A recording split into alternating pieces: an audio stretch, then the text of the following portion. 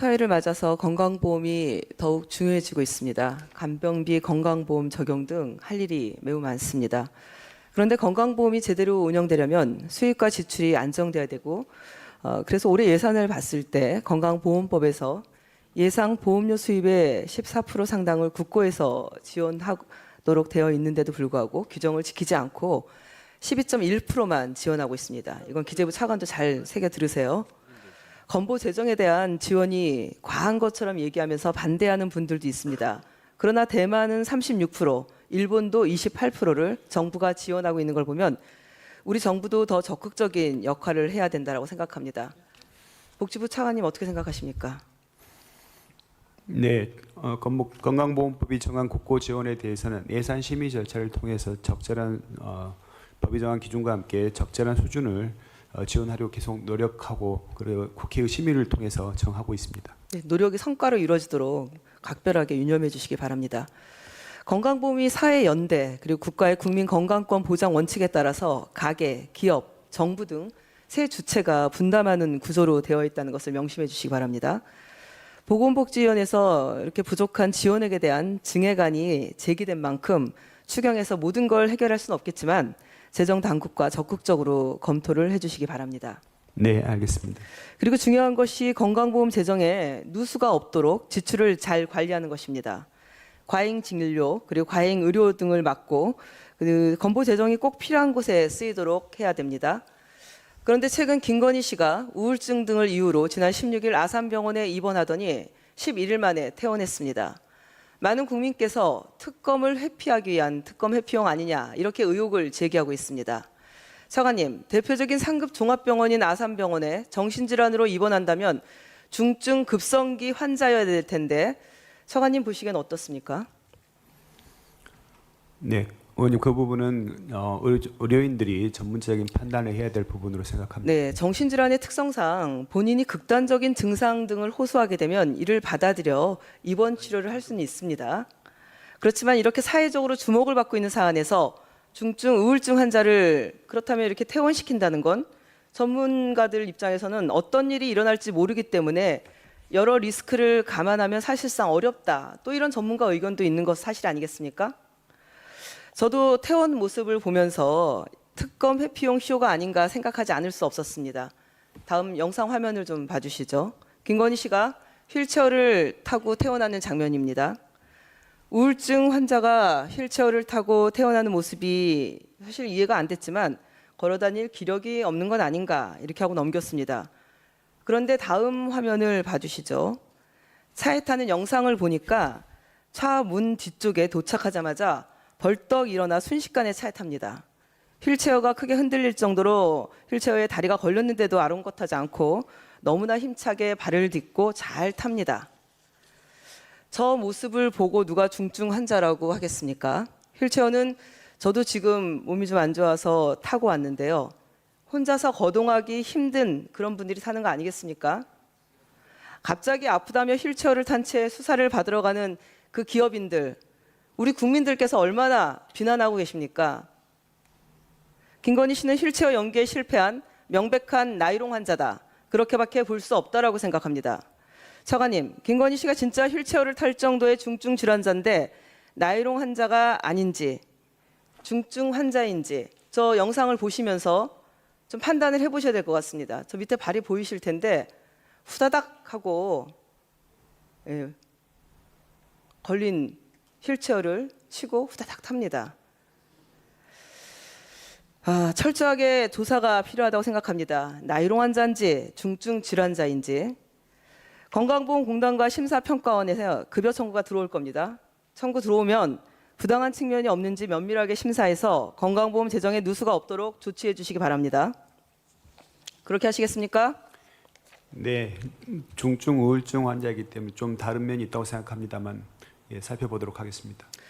네, 자 차관님, 그 윤석열의 불법 개헌과 내란으로 경제가 바닥으로 내동댕이 쳐져 있습니다. 이재명 대통령이 무너진 경제를 회복하기 위해서 소비 쿠폰을 지급하는 등 경제 회복에 총력을 대응하고 있습니다. 신속한 준비하느라 수고하시는 우리 공무원들의 노고에 깊이 감사드립니다. 복지부도 보험정책 사업 관리를 위해서 쿠폰 지급, 소비 쿠폰 지급 상담 인력 그리고 서버 증설, 인프라 확충 관련해서 준비를 하고 계시는데 이 준비 잘 되고 있습니까? 네, 준비 열심히 하고 있습니다. 제가 지난 대선에서 전국을 다녀보니까 우리 상인들께서 지역화폐 너무 좋아하시더라고요.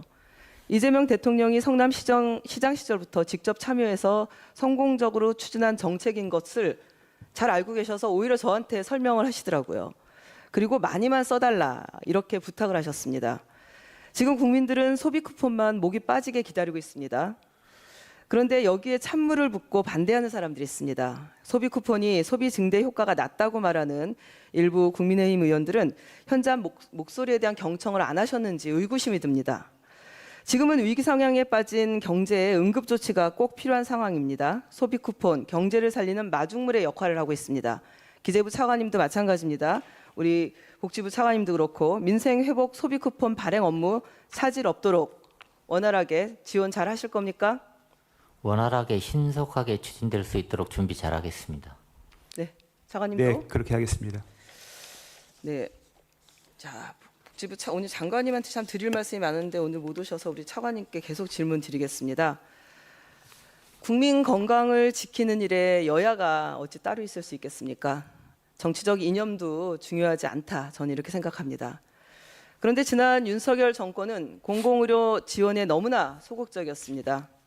코로나19 상황에서 수익을 포기한 채 감염병 전담 병원으로서 역할을 했던 이 공공병원들이 실제로 정상적인 운영이 회복되지 못한 채 이제는 큰 위기에 직면했습니다. 코로나19 환자를 받고 다시 일반 환자를 받는데 전문가들이 회복이 되는데 4년 이상 걸린다. 5년 가까이 걸린다. 이런 보고 결과도 있습니다. 결국 최근에 지방 의료원들 임금체불 사태까지 발생하고 있습니다. 열심히 일한 이분들에게 임금을 주지 않다니요. 이거 불법 아닙니까? 잘 알고 계시죠?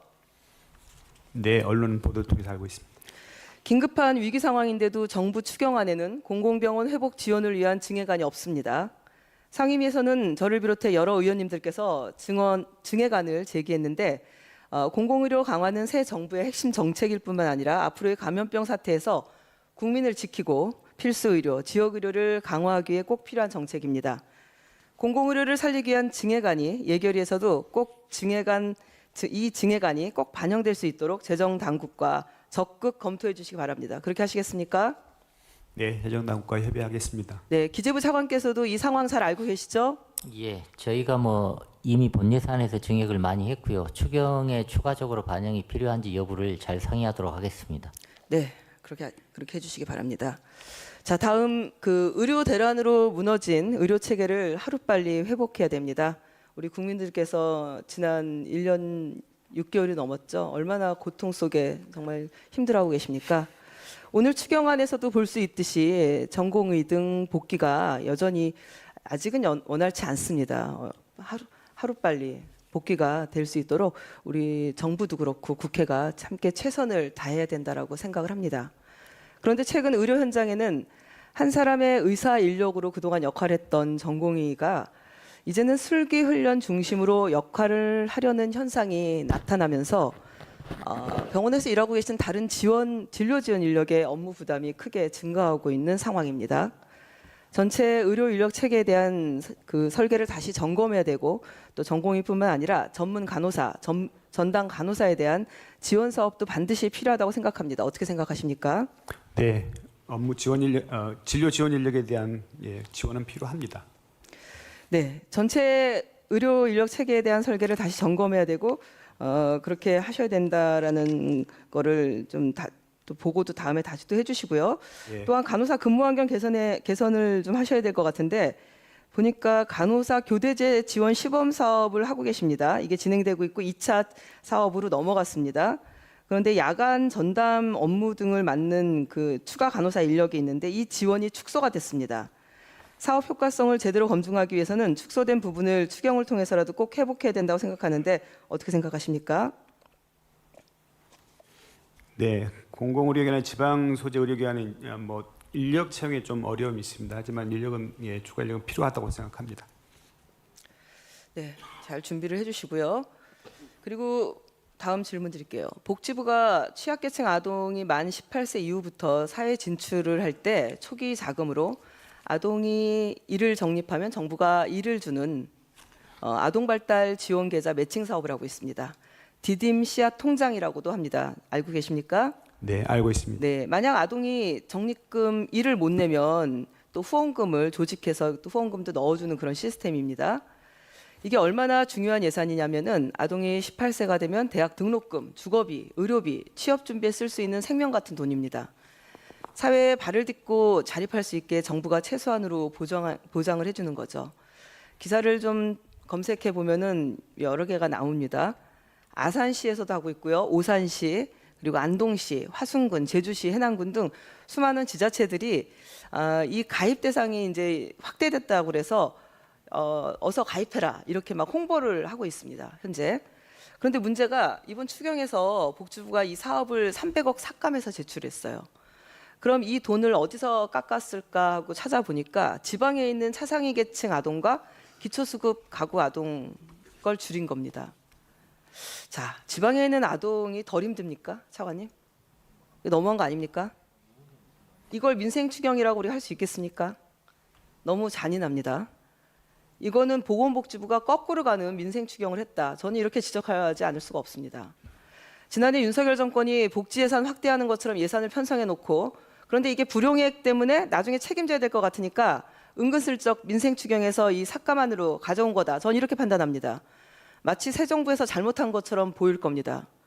아동 복지는 명백히 정부가 책임져야 될 공공 영역이에요. 취약계층 아동이 어려워서 그 공공 영역을 이렇게 확대할 때는 그만한 이유가 있는 것이고 윤석열 정부는 거기에 맞게 이게 잘 확대된 것이 잘 정착하도록 이 체계를 갖춰야 되는 게 의무였는데 몇 년 동안 그걸 하지 않았어요. 대상 아동 확대에 맞게 이재명 정부에서 이제 공공 영역을 이게 잘 추진할 수 있도록 담당 인력 그리고 사업비 확대하시고 아동을 대신해서 적립금을 마련하는 후원처를 발굴했어야 됩니다. 차관님, 네. 이 대상 아동 확대하면서 그에 따른 인력 증원과 운영비는 논의를 했습니까? 네, 한 바로 알고 있습니다. 그런데 2025년 대상 아동이 27만 명인데 이게 어떻게든 되겠지 하는 마음으로 그냥 두면은 아동 적립금 일이 저절로 후원금이 막 들어오지 않습니다. 이 후원금 조직하려면 인력도 필요할 것이고 홍보도 제대로 해야 되고 그런데 그걸 안 했어요. 안 하고 몇 년 동안 손을 놓았고 이제서 뭐 내년에 뭐 인력 증원을 좀 하면 어떻겠냐 뭐 이런 얘기들을 하시고 있는 것은 제가 알고는 있는데 이제 와서 올해 이게 불용되게 생겼습니다. 그 준비들을 제대로 안 했기 때문에. 차관님, 우리 사회는 이미 빈부격차가 너무나 크고 가난한 집에서 태어난 우리 아이들이 빈곤의 대물림에 절망하고 있습니다. 우리 아이들에게 저는 희망이 필요하다. 이것은 모든 어른들의 책임이다. 그렇게 생각합니다. 단순 집행 실적과 숫자로 아이들이 만들어갈 그 미래 징검다리 이 돌을 치우지 마십시오. 우리에게는 그럴 권한이 없습니다. 윤석열 정부 때문에 망칠 뻔했던 디딤 씨앗 통장에 희망을 불어넣을 수 있도록 우리 차관님 마지막까지 소임을 다해 주셨으면 좋겠는데 말씀 좀 부탁드립니다. 네, 의원님. 어려운 때일수록 취약계층 아동을 위한 지원을 강화해야 한다는 지적에는 충분히 공감합니다. 이번 감회가는 차상위 계층에 대한 그 확대 시행이 되면서 작년 그 취약계층의 사업 참여가 조정하고 또 그런 집행률을 고려한 조정이었다는 점을 말씀드립니다. 하지만 사업 운영에 지장이 없도록 그렇게 예산을 편성하고 추진하겠다는 말씀드립니다. 네, 꼭 그렇게 잘 추진해서 우리 아이들에게 마련되어지는 그 18세 이후에 쓰는 거기 때문에 사실 힘들고 어려운 부모님이 아동 분담금 일을 못 내는 거 정말 가슴 아픈 일이거든요. 그래서 후원처 조직이 정말 중요한 거고 이건 이 자리에 계신 모든 여야 의원님은 물론이거니와 이렇게 정부가 예산을 마련했으면 그 예산이 불용되지 않고 쓰여지도록 아동 그 권리 그 보장원이 인력이 너무 적더라고요. 그분들이 이 많은 숫자의 아이들을 다 지원하기가 쉽지 않았을 거라는 거 제가 모르지 않습니다. 그렇기 때문에 오히려 나라도 발벗고 나서줘야 되나라고 싶을 정도로 되게 답답했습니다. 그래서 제가 오늘 이 말씀을 강조를 드리는 거고 이 예산이 우리 아이들에게 제대로 쓰여지도록 책임감 있게 집행해 주시기 바랍니다. 네, 그렇게 하겠습니다.